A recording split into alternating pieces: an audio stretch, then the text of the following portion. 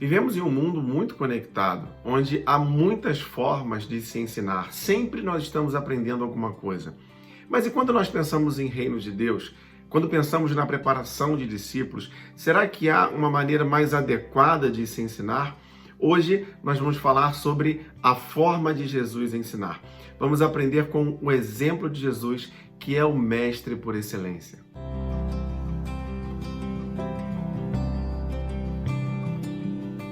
E nós seguimos estudando a revista Compromisso, da editora Convicção.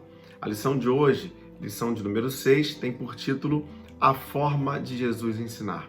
Veremos nos capítulos 12 e 13 do Evangelho de Mateus como Jesus marcou a vida de muitos, com um ensino baseado no exemplo, com simplicidade, com humildade e oferecendo caminhos corretos para a vida.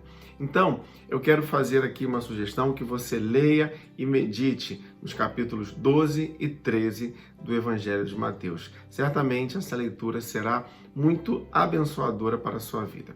Vamos orar, vamos falar com Deus, feche seus olhos. Senhor, muito obrigado pela oportunidade de estudarmos a Tua Palavra. Pedimos que o Senhor agora cuide do nosso aprendizado, que o Senhor venha a falar diretamente aos nossos corações. Assim eu oro em nome de Jesus. Amém. Guardar o sábado, lei ou graça? Evangelho segundo Mateus, capítulo 12, versos de 1 a 21. Eu leio os versos de 1 a 8. Naquela ocasião, Jesus passou pelas lavouras de cereal no sábado. Seus discípulos estavam com fome e começaram a colher espigas para comê-las. Os fariseus, vendo aquilo, lhes disseram: Olha, os teus discípulos estão fazendo o que não é permitido no sábado. Ele respondeu: Vocês não leram o que fez Davi quando ele e seus companheiros estavam com fome? Ele entrou na casa de Deus e, juntamente com os seus companheiros, comeu os pães da presença, o que não lhes era permitido fazer, mas apenas aos sacerdotes. Ou vocês não leram na lei que no sábado os sacerdotes no templo profanam esse dia e, contudo, ficam sem culpa? Eu lhes digo que aqui está o que é maior do que o templo. Se vocês soubessem o que significam essas palavras, desejo misericórdia, não sacrifícios, não teriam condenado inocentes, pois o Filho do Homem é Senhor do sábado. A guarda ou não do sábado é um tema que envolve uma certa polêmica para alguns. Nós aqui não vamos encerrar essa questão, mas vamos abordar a forma como aqueles judeus estavam interpretando a lei e procedendo com relação à guarda do sábado. No texto que nós lemos, Jesus está sendo acusado, pois os seus discípulos estavam recolhendo espigas no sábado, isso para saciar a fome, o que era uma necessidade legítima. Mas mesmo assim, Jesus está sendo recriminado. Na lei mosaica, em Deuteronômio capítulo 23, verso 24, havia uma prescrição sobre o assunto. Diz assim o texto: Se entrarem na plantação de trigo do seu próximo, poderão apanhar espigas com as mãos, mas nunca usem foice para ceifar o trigo do seu próximo. Perceba então que os acusadores de Jesus, eles estavam aplicando aquela lei de uma maneira incorreta, uma vez que havia sim a prescrição para aquela situação. O que não poderia ser feito era usar algum tipo de ferramenta, pois assim estaria caracterizando trabalho. Aquela era uma interpretação extremista que visava atingir Jesus. Nós devemos ser muito cautelosos em suscitar interpretações extremistas sobre quaisquer assuntos. O que devemos fazer é conhecer a lei do Senhor, que é a palavra de Deus, para que possamos agir adequadamente, da forma como o Senhor espera de nós.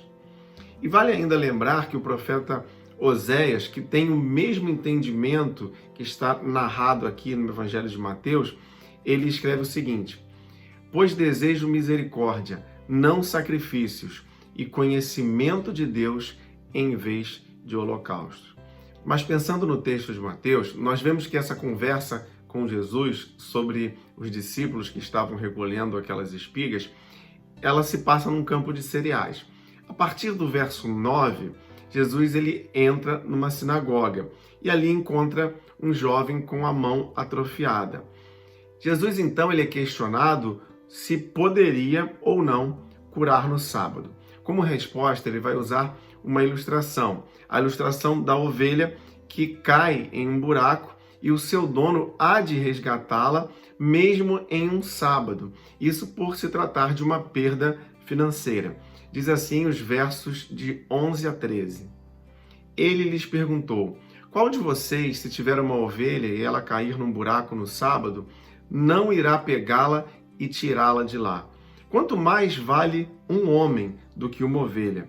Portanto, é permitido fazer o bem no sábado. Então, ele disse ao homem: estenda a mão. Ele a estendeu, e ela foi restaurada e ficou boa como a outra.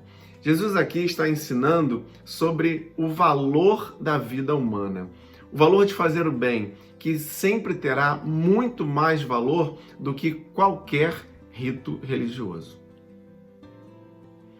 A acusação dos fariseus. Evangelho segundo Mateus, capítulo 12, versos de 22 a 32. Eu leio o verso de número 22. Então levaram-lhe um endemoniado que era cego e mudo, e Jesus o curou, de modo que ele pôde falar e ver. Verso 26. Se Satanás expulsa Satanás, está dividido contra si mesmo. Como então subsistirá seu reino? E o verso 28. Mas se é pelo Espírito de Deus que eu expulso demônios, então chegou a vocês o reino dos céus. Aqueles líderes ali, eles acusam Jesus de estar expulsando demônios em nome de Beelzebul. Jesus responde àqueles líderes mostrando que ele agia apresentando o reino de Deus, que é um reino onde há libertação daqueles que outrora estavam cativos. E o texto segue, os versos 31 e 32. Por esse motivo eu lhes digo: todo pecado e blasfêmia serão perdoados aos homens, mas a blasfêmia contra o Espírito não será perdoada. Todo aquele que disser uma palavra contra o Filho do Homem será perdoado, mas quem falar contra o Espírito Santo não será perdoado, nem nesta era, nem na era de vir. Esse aqui é um texto que trata sobre a blasfêmia contra o Espírito Santo. Ele tem uma certa complexidade, de modo que são suscitadas algumas interpretações possíveis. A que nos parece mais acertada é a compreensão de que blasfêmia contra o Espírito Santo é a rejeição deliberada à obra do Espírito Santo. Rejeitar a obra do Espírito Santo em sua vida. 1 João capítulo 1, verso 7 diz: se, porém, andarmos na luz como ele está na luz, temos comunhão uns com os outros, e o sangue de Jesus, seu Filho, nos purifica de todo pecado. Então, segundo a palavra de Deus, todo pecado tem perdão, exceto a blasfêmia contra o Espírito Santo, que é a rejeição deliberada à obra do Espírito em sua vida. Queridos, o contexto então aqui de Mateus nos mostra o ensino de Jesus de que a vida cristã ela poderá estar sujeita a críticas, a acusações. E é interessante nós vermos como Jesus se livrou de cada uma delas. Olhando para o exemplo dele, nós devemos ter essa sabedoria e o discernimento no Espírito para saber quando falar e quando calar, a fim de nos livrarmos dessas acusações, dessas críticas. Para isso, é preciso vivermos em total dependência do Senhor. O ensino com parábolas. Evangelho segundo Mateus, capítulo 13, versos de 1 a 58. Eu te convido a fazer a leitura de todo o trecho, pois aqui Jesus vai ensinar usando a parábola do semeador, do joio, do grão de mostarda, do fermento, do tesouro escondido, a pérola de grande valor e a parábola da rede. Parábolas são histórias que começam com algo conhecido, a fim de despertar o interesse daqueles alunos, daqueles que estão ouvindo a história. e elas trazem consigo alguma analogia, visando um ensinamento ou um ensino mais profundo. Então, o uso de parábolas por Jesus visava facilitar o aprendizado daqueles ouvintes, pois partia de situações cotidianas, como o semeador, o joio, o grão de mostarda, a fim de trazer ensinamentos mais complexos, de uma maneira didaticamente adequada. O exemplo de Jesus, enquanto alguém que está ensinando, é o exemplo daquele que é um facilitador do aprendizado para os seus alunos. Irmãos, nós devemos fazer desta forma.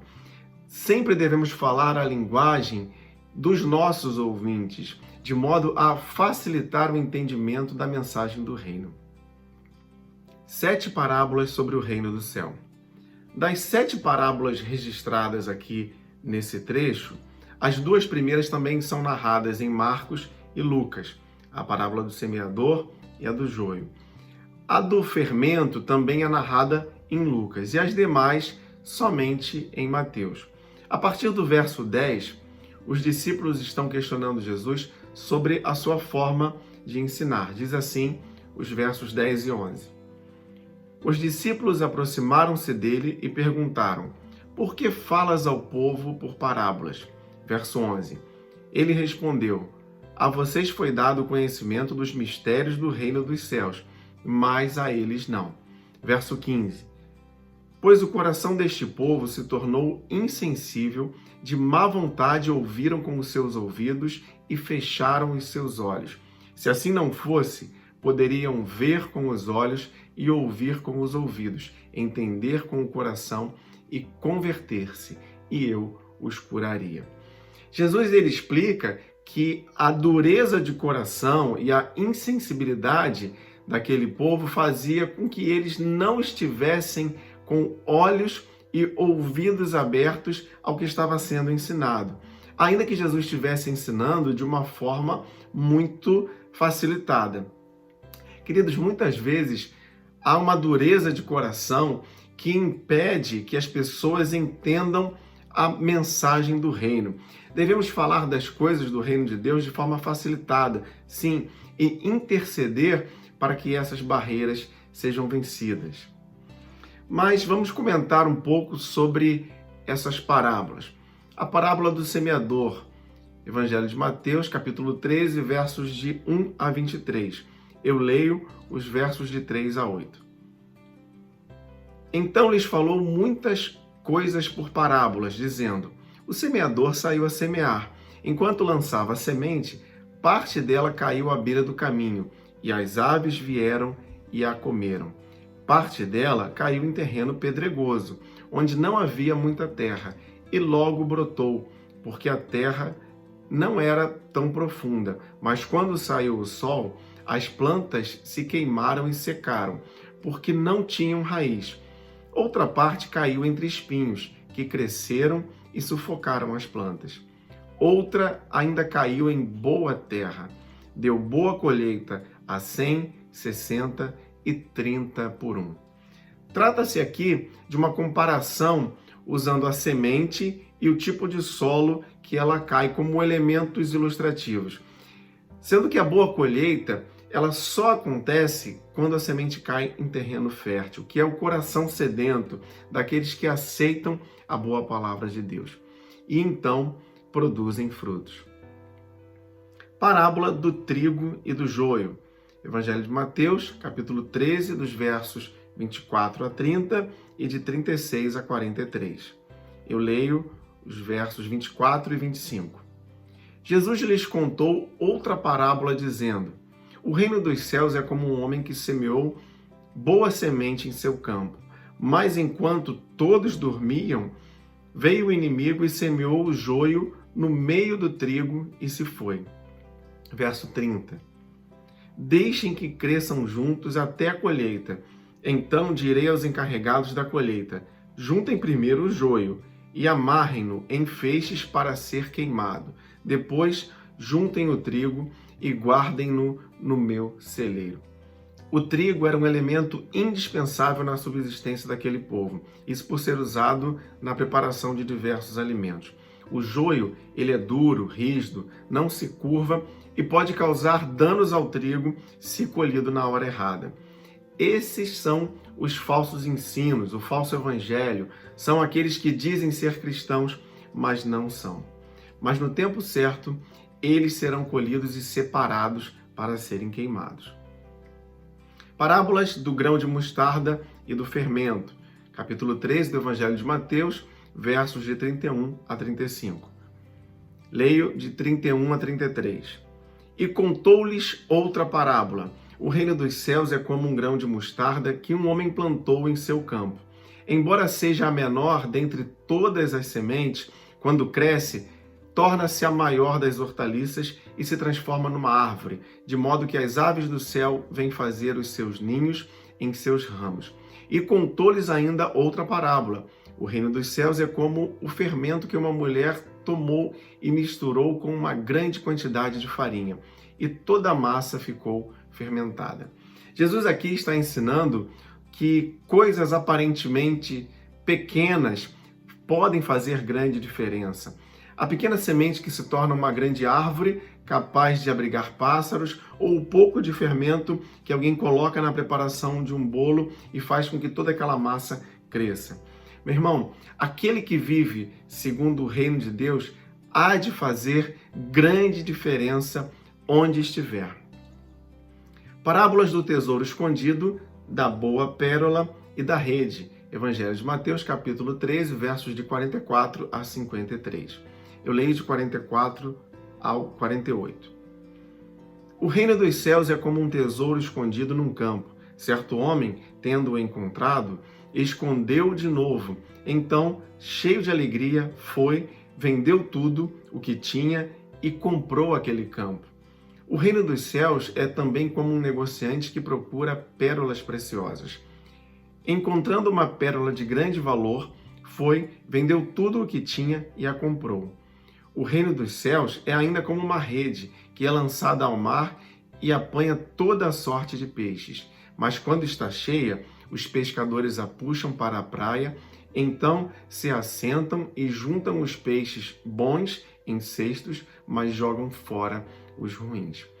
O reino dos céus é um tesouro achado, não precisa ser escondido. Uma pérola preciosa, algo que não precisa ser lapidado.